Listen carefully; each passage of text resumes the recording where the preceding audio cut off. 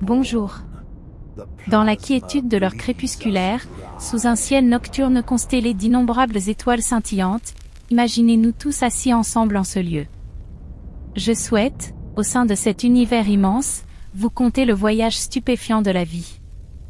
Notre Terre est une planète bleue vivante et dynamique, remplie d'une énergie vitale, où tout se déroule à une vitesse vertigineuse, comme si elle était une roue infiniment tournante du combat pour la survie.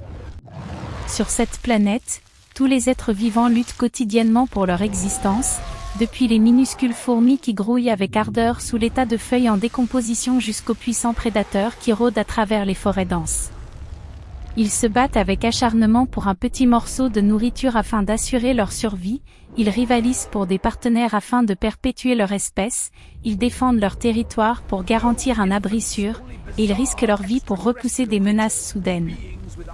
Imaginez le frémissement des feuilles sous les pattes fuyantes d'un animal, le parfum de la terre humide qui se mêle à l'odeur métallique du sang pendant la chasse, et la tension haletante qui pourrait tout faire basculer en un seul instant. Nous, les humains, ne sommes pas exemptés de ce cycle impitoyable. Notre vie est inexorablement aspirée dans ce tourbillon incessant.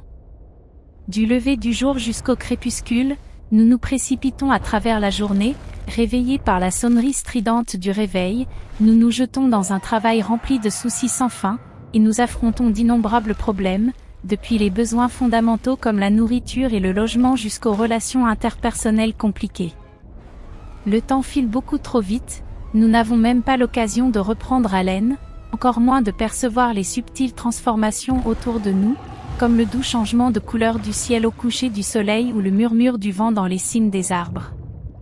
S'il existe un créateur divin qui a façonné la vie, il se pourrait que son intention soit de ne pas nous accorder trop de temps pour des réflexions profondes. Un minuscule moment d'inattention peut faire manquer une chance à jamais, un accident peut mettre fin brutalement à la vie. En somme, la vie semble toujours se concentrer sur deux objectifs centraux, la survie et la reproduction. Pour nous, les humains, nous pouvons les élever à des aspirations plus hautes et plus nobles, comme fonder une famille, poursuivre une carrière professionnelle ou contribuer à la société. Pourtant, à y regarder de plus près, l'essence reste inchangée. Les instincts primordiaux nous propulsent en avant. Dès le premier cri à la naissance, la vie nous entraîne dans ce tourbillon rigoureux. Si nous calculons précisément le temps, nous constatons que la majeure partie de notre espérance de vie est consacrée au sommeil pour restaurer l'énergie, et à l'acquisition d'un revenu qui assure la nourriture et le logement. Pour des questions lointaines comme l'univers ou notre place en son sein, il nous reste rarement l'occasion de vraiment réfléchir. Néanmoins, il arrive parfois, en de très rares moments, lors d'une minuit silencieuse où résonne le chant des insectes au dehors, que nous levions la tête et contemplions le ciel nocturne parsemé d'étoiles, ces astres semblables à des diamants éparpillés sur du velours noir, et que nous nous interrogions, quel est le but de ces étoiles? Quel lien ont-elles avec nous? Ou ne sont-elles que des points lumineux distants et froids? Approchons-nous de notre galaxie natale, la Voie lactée, cette cité des étoiles dans notre univers. Il s'agit d'une immense métropole stellaire dont le diamètre atteint au minimum 100 000 années-lumière, et selon les estimations les plus récentes issues de la mission Gaïa de l'Agence spatiale européenne, achevée en mars 2025, il pourrait même s'étendre jusqu'à 18 000 années-lumière. Sa population compte entre 100 milliards et 400 milliards d'étoiles, les données les plus récentes indiquant environ 250 milliards d'étoiles observables. Imaginez cela. Ce chiffre est si colossal que notre cerveau peine à le concevoir, tout comme fixer du regard d'innombrables grains de sable scintillant dans un désert à minuit. D'après les observations du télescope spatial Hubble, du télescope spatial James Webb et des données actualisées jusqu'en 2025, la Voie lactée perd 1 à 2 étoiles tous les 100 ans par des explosions de supernovas explosives. L'énergie résonne dans l'espace froid de l'univers. En compensation, elle accueille au cours de la même période 300 à 600 nouvelles étoiles. Selon les études les plus récentes du réseau Atacama Large Millimité, Submillimité Array et de la mission Gaïa, le taux de formation d'étoiles similaires au Soleil est d'environ 1,9 par an, et en incluant la plupart des naines rouges de faible masse, environ la moitié de la masse du Soleil, cela donne un total de 3 à 6 nouvelles étoiles par an. Cette disparité, bien que le pic de la formation stellaire remonte à des milliards d'années, rend l'univers toujours plus vivant. Ces chiffres proviennent d'observations de rayons gamma issus de supernovas et de rayonnements infrarouges provenant de régions de formation stellaire, et ils sont considérés comme fiables. Les modèles de calcul sont toutefois sujets à des fluctuations. Les progrès réalisés jusqu'en 2025, y compris la publication finale des données de la mission Gaïa en mars 2025 avant sa conclusion, ont rendu ces taux plus précis. L'efficacité de la formation stellaire dans les nuages moléculaires denses de la Voie lactée est supérieure à ce que l'on pensait auparavant, et au total, elle contribue à environ une masse solaire de nouvelles étoiles par an. La cartographie tridimensionnelle la plus récente de la mission Gaïa, datant de 2025, révèle des structures détaillées dans les régions de formation stellaire, et les variations locales du taux de formation stellaire nous aident à comprendre plus profondément l'évolution de la Voie lactée. Le taux actuel de formation stellaire dans la Voie lactée est d'environ 2 masses solaires par an, ce qui est comparable à celui d'autres galaxies spirales proches, comme le confirment les études récentes du télescope spatial James Webb et du réseau Atacama. Si nous étendons notre regard à l'ensemble de l'univers observable, les données actualisées de Hubble et de James Webb jusqu'en 2025 estiment environ 2 billions de galaxies par seconde. 30 à 130 étoiles s'achèvent en explosion de supernova, libérant une énergie éblouissante dans un adieu spectaculaire. Simultanément, 3000 à 4800 nouvelles étoiles s'allument à partir de nuages froids de gaz et de poussière. Ces chiffres reposent sur de vastes relevés du ciel comme le Sloan Digital Sky Survey et sur des télescopes modernes. Ils sont captés par des rayons gamma à haute énergie provenant de supernovas, par des rayonnements ultraviolets émis par de jeunes étoiles géantes et par des rayonnements infrarouges issus de petites étoiles. Pour nous, une seconde passe comme un clin d'œil, mais pour l'univers, elle revêt une signification immense et impulse les changements incessants de la grande tapisserie cosmique. Les observations en champ profond du télescope spatial James Webb en 2025 ont révélé encore plus de galaxies faibles et lointaines, portant l'estimation du nombre de galaxies jusqu'à 2500 milliards, ce qui reformule notre compréhension de l'évolution cosmique. Les données les plus récentes, intégrant des analyses spectroscopiques avancées, indiquent que les premières galaxies formées après le Big Bang pourraient avoir contribué à une formation stellaire plus précoce et plus massive que prévu, avec des taux atteignant jusqu'à 10 masses solaires par an dans les protogalaxies, enrichissant ainsi le milieu interstellaire en éléments lourds dès les premières centaines de millions d'années. Imaginez les étoiles gigantesques, excessivement lourdes, excessivement chaudes, excessivement brillantes, d'immenses sphères de plasma flottant dans l'espace sombre et irradiant une lumière éblouissante qui réchauffe des planètes lointaines.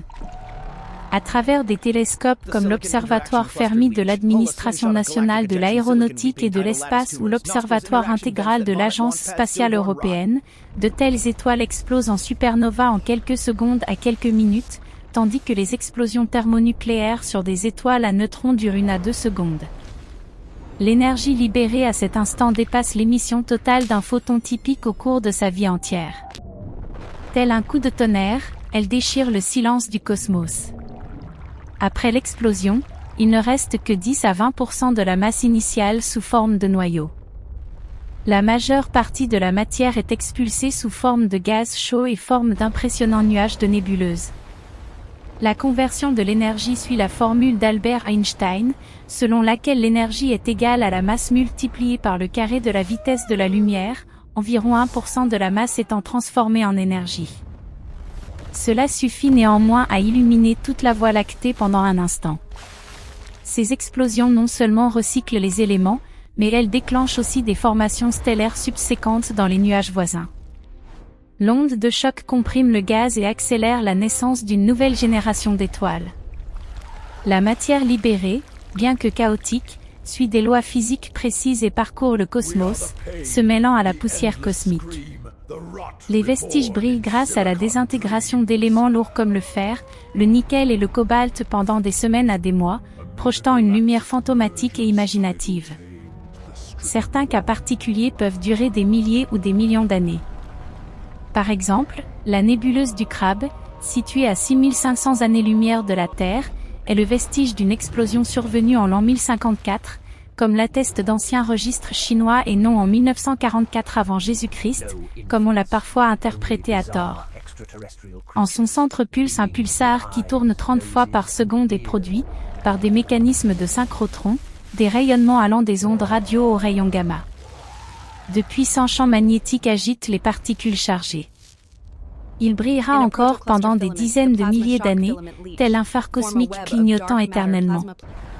Les analyses spectrales du télescope spatial James Webb en 2024 ont révélé des détails complexes dans les filaments de la nébuleuse du Crabe, notamment des couches de gaz ionisés riches en silicium et en soufre, qui fournissent des indices sur l'étoile progénitrice de la supernova. Les observations de 2025 ont clarifié la structure détaillée des vents du pulsar et la distribution de la poussière, renforçant ainsi les modèles d'évolution des vestiges de supernova. Des études complémentaires publiées en 2025, utilisant des interféromètres radio à très longue base, ont mesuré avec une précision accrue les variations du taux de rotation du pulsar, révélant des glitches périodiques qui informent sur la physique interne des étoiles à neutrons et sur les transitions de phase superfluides à leur cœur. Grâce à des instruments modernes comme le télescope spatial James Webb, nous pouvons observer des centaines de nébuleuses au sein de la Voie lactée. Chacune est une cicatrice d'une explosion violente, formée de manière unique comme une empreinte digitale humaine, sans deux identiques. Comme dans la vie, chaque espèce a sa propre forme, et même au sein d'une même espèce, les individus diffèrent subtilement. Est-ce là le pur chaos du désordre, ou s'y cache-t-il un ordre plus profond? Pour rendre cette histoire plus vivante, parlons d'un personnage que j'invente, le barman de l'univers nommé Binda, qui explique le voyage vers l'émergence de la vie. Notre corps est composé de 65% d'oxygène, 18,5% de carbone, 9,5% d'hydrogène, 3,2% d'azote, 1,5% de calcium, 1% de phosphore et le reste en éléments traces. Sous forme de composés, principalement des molécules organiques, des structures osseuses et de l'eau. Binda travaille dans le bar de l'univers et a pour mission de mélanger, à partir de tous les éléments du tableau périodique, un cocktail de la vie. Il passe 13 milliards d'années à ajuster la température et la pression, mais commence par l'hydrogène pour construire son laboratoire. Avec l'aide des 4 forces fondamentales et de 3 paquets d'assistance.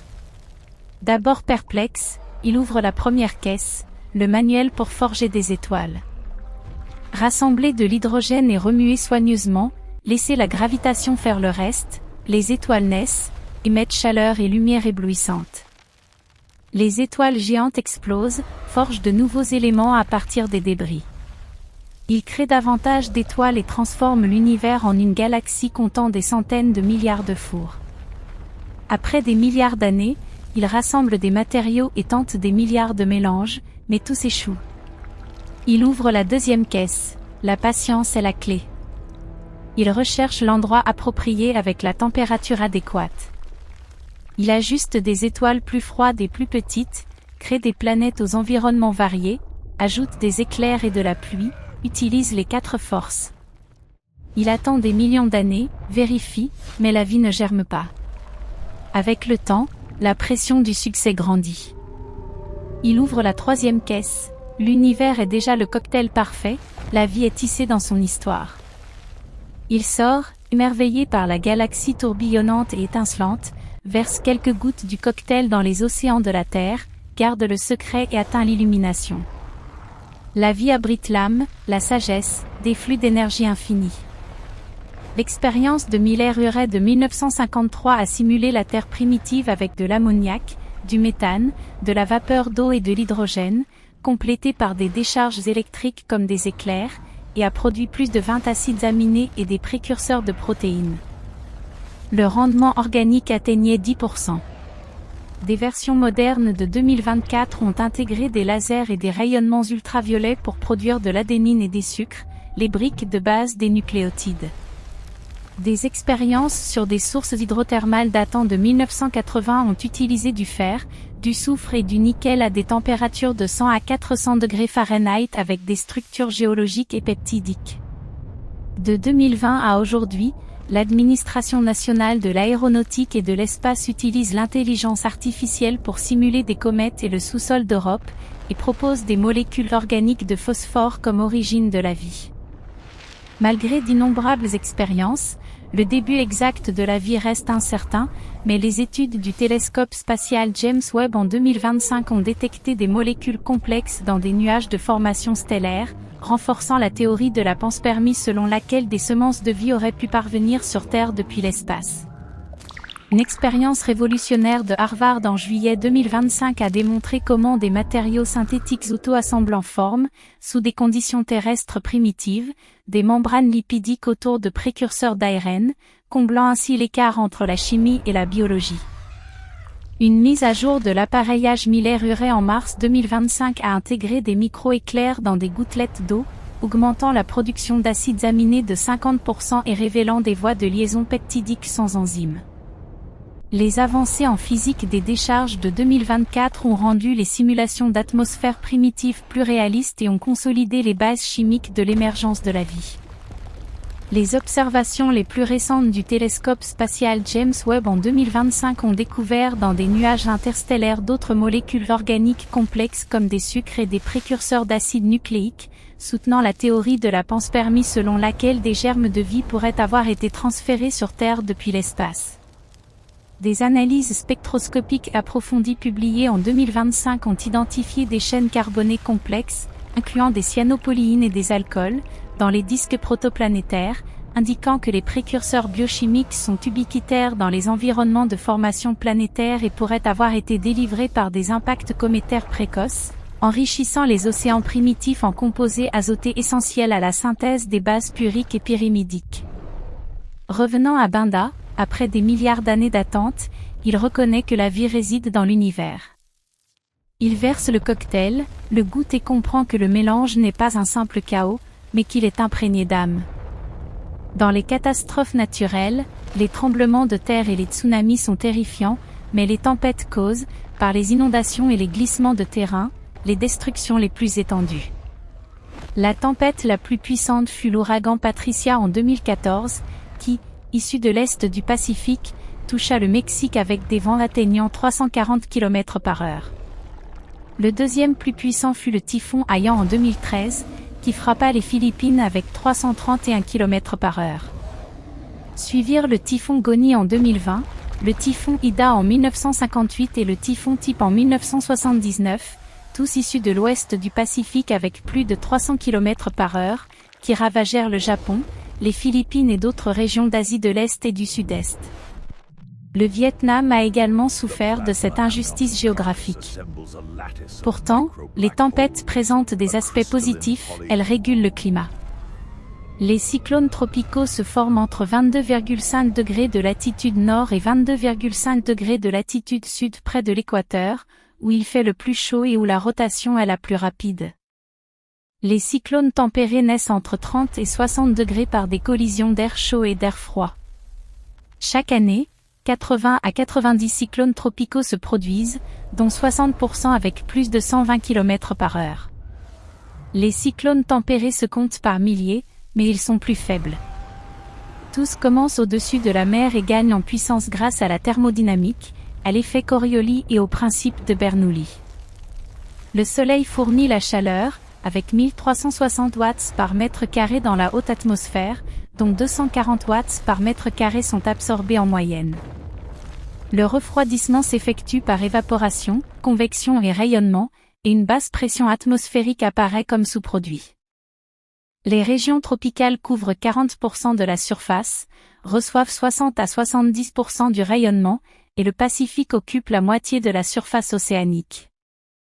L'atmosphère mesure 100 km d'épaisseur, avec des différences de température du pôle à l'équateur, et les mers couvrent 70% de la surface. L'effet Coriolis génère dans l'hémisphère nord des tourbillons dans le sens anti-horaire, dans l'hémisphère sud dans le sens horaire. À l'équateur, aucune basse pression ne se forme car les vents entravent la convection.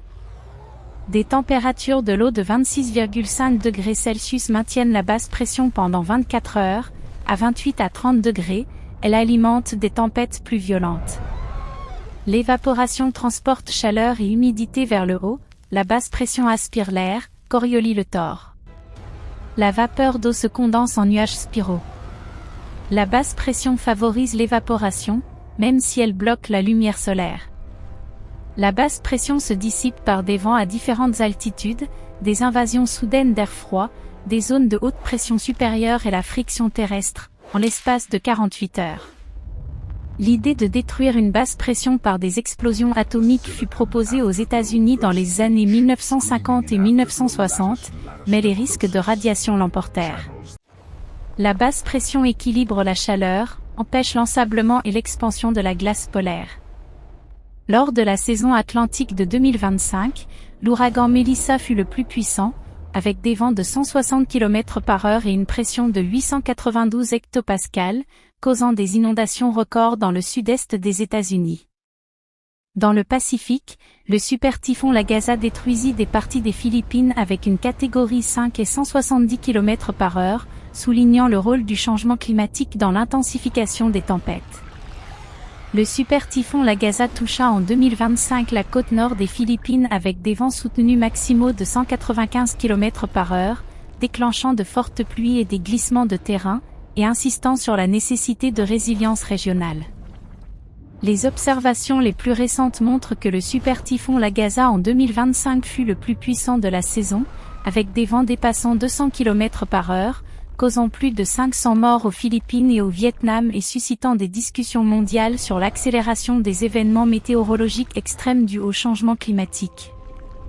Des modèles climatiques actualisés en 2025, intégrant des données satellitaires à haute résolution, prévoient une augmentation de 20% de l'intensité des cyclones tropicaux d'ici la fin du siècle, avec une énergie cinétique accrue due à l'élévation des températures océaniques de surface au-delà de 27 degrés Celsius dans des bassins élargis. Le principe de Bernoulli énonce que plus la vitesse est élevée, plus la pression est basse. Le vent au-dessus des toits crée une dépression externe qui aspire l'intérieur, tandis que la haute pression interne pousse vers l'extérieur. À 100 km/h, le vent génère 463 Newtons par mètre carré, soit 47 kg de force d'aspiration. À 200 km/h, cela donne 1852 Newtons, soit 190 kg. À 300 km/h, 4467 Newtons, soit 420 kg. Pour un toit de 50 mètres carrés, la force se multiplie en tonnes. Les toits légers en métal sont facilement arrachés. Les solutions consistent en des fixations solides, des sacs de sable ou des tuiles pour augmenter le poids, entravant le flux d'air et atténuant l'effet Bernoulli. Le prix Nobel est la distinction la plus prestigieuse, plus précieuse qu'1 million de dollars, symbole de sagesse et de patience. Le prix Nobel de physique est le plus ardu, exigeant une mathématique profonde et une pensée exceptionnelle. Le prix de la paix est humanitaire, mais controversé. Le prix Nobel de physique de 2023 a été attribué à Pierre Agostini, Florent Krauss et Anne Lhuillier pour des méthodes expérimentales générant des impulsions en attosecondes. Cela a créé de nouveaux outils pour observer les mouvements des électrons et accélérer les progrès en technologie quantique. La théorie de Bardeen, Cooper et Schrieffer de 1957, expliquant la supraconductivité par des paires de Cooper sans spin en tant que bosons sans collision, forma la base. Josephson prédit en 1962 des supercourants tunnels à travers des barrières, remportant le prix Nobel en 1973. Legget prédit le tunneling macroscopique. Des expériences de 1980 confirmèrent des taux de tunneling électronique synchrones. L'attribution tardive fut motivée par la prudence, nécessitant des preuves claires. Cela étant dit, les effets quantiques macroscopiques à des températures ultra basses et soutient les ordinateurs quantiques. Clark, né en 1936 en Australie, pionnier des dispositifs d'interférence quantique supraconducteurs pour des mesures sensibles. Dubois, né en 1953 en France, avança l'électrodynamique quantique des circuits. Martini, né en 1953 aux États-Unis, intégra ces éléments en qubits évolutifs.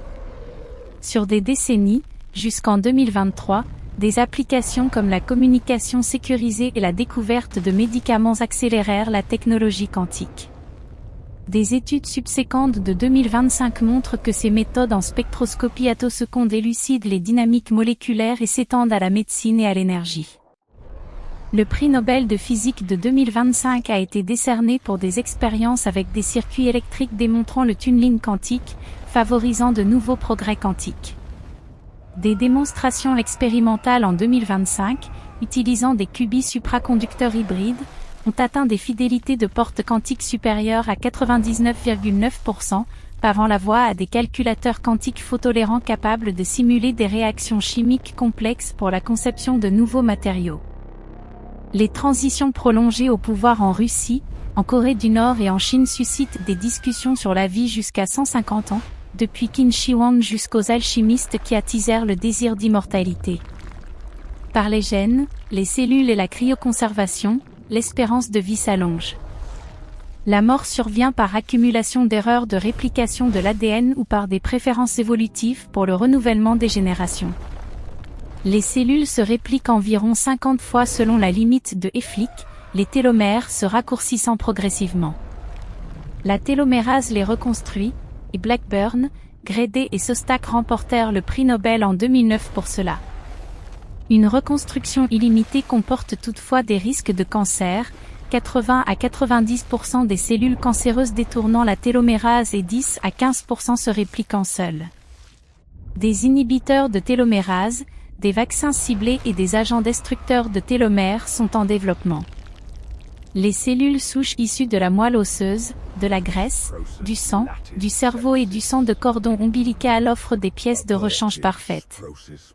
Les 4 gènes de Yamanaka, SKM, réinitialisèrent en 2006 les cellules à l'état embryonnaire, et Yamanaka remporta le prix Nobel en 2012. La reprogrammation partielle rajeunit partiellement, prolongeant la vie des souris de 20 à 30% sans cancer. Des études humaines commencèrent en 2023.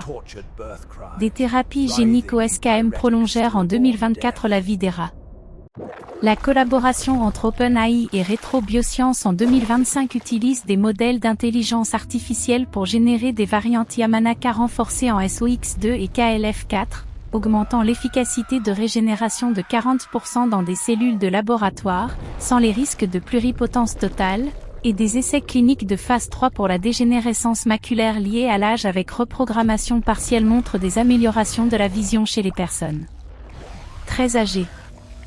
Les études les plus récentes de 2025 démontrent que des thérapies d'activation de la télomérase combinées à des transplantations de cellules souches prolongent la vie dans des modèles murins de 25% et réduisent les marqueurs d'inflammation, soutenant le potentiel pour des études humaines. Des essais précliniques publiés en 2025 ont révélé que l'édition précise de gènes épigénétiques, guidée par l'intelligence artificielle, peut inverser les signatures d'âge cellulaire dans des tissus humains ex vivo, avec une restauration de la fonction mitochondriale et une diminution des espèces réactives de l'oxygène, ouvrant des perspectives pour des interventions systémiques anti-âge. Les enzymes éliminent les cellules sénescentes et l'inflammation. La cryobiologie diffère de l'hibernation, remplaçant le sang par des anticoagulants et congelant avec de l'azote liquide à -199,6 degrés Celsius. Environ 500 personnes sont conservées, 4000 inscrites. Des entreprises comme Tomorrow Bio se sont étendues en 2025 de l'Europe aux États-Unis. Les espoirs de réanimation future persistent, actuellement impossibles, mais la science avance rapidement. Les progrès les plus récents en cryoconservation de 2025 améliorent la préservation neuronale par vitrification, évitant les cristaux de glace, et augmentent l'intégrité du tissu cérébral dans des modèles animaux après décongélation, suscitant l'optimisme pour des réanimations systémiques. Des protocoles de vitrification optimisés, incorporant des cryoprotectants nanoconçus, ont atteint en 2025 une survie cellulaire post-décongélation supérieure à 85% dans des organoïdes cérébraux humains, minimisant les dommages osmotiques et préservant les connexions synaptiques. Comme vous le voyez, des étoiles du cosmos aux minuscules cellules, tout est lié dans un chaos stupéfiant et empreint d'émotion. Profond et magnifique. Nous faisons partie de cette vaste fresque. Appréciez chaque instant. À la prochaine fois.